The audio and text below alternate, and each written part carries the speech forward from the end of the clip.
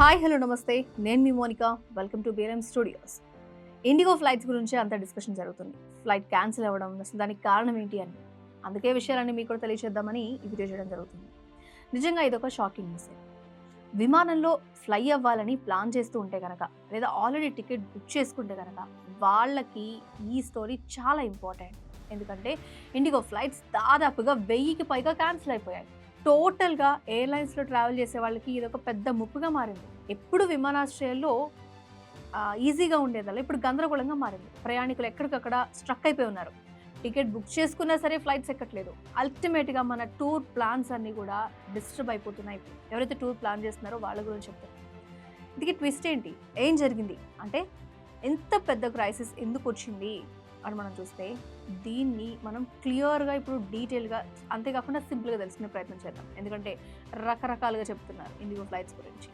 So problem ఎక్కడ అంటే, సింపుల్గా చెప్పాలి అంటే, ఇండిగో దగ్గర ఫ్లైట్స్ ఎక్కువ ఉన్నాయి కానీ పైలట్స్ తక్కువ మంది ఉన్నారు. అందుకే డీజీసీ అంటున్నారు కదా, దాన్ని పౌర విమాన సంస్థ అంటారు.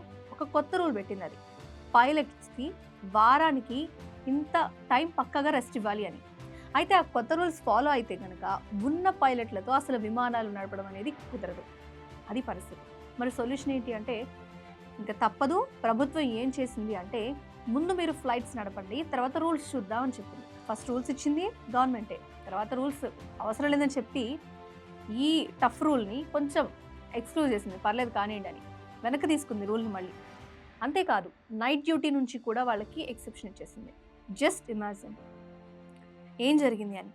ఒక పక్క ఇండిగో ఇంత సంక్షోభంలో పడిపోయి 48 గంటలు క్లోజ్ అయిపోయి ఉంటే, ఇంకో పక్క ప్రయాణికులు అంతమంది ఇబ్బందులు పడుతుంటే, ప్రభుత్వం అర్జెంటుగా ఈ రూల్స్ని ఇప్పుడు పక్కకు తప్పించింది. ఇంత ప్రాబ్లం అయిన తర్వాత ఇంతకుముందు వరకు రియాక్ట్ అవ్వలేదు.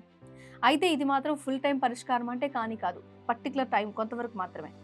మరి ఇష్యూ ఎక్కడి వరకు వెళ్తుంది, ఆ డీటెయిల్స్ అన్ని తెలుసుకోవాలంటే ఖచ్చితంగా మేము ఇన్ఫర్మేషన్ మీకు ఇస్తూనే ఉంటాం. దీనికి సంబంధించి ఎవరొకరు పిలిచినా సరే మాట్లాడి ఇన్ఫర్మేషన్ మీకు వచ్చే వరకు చేస్తాం.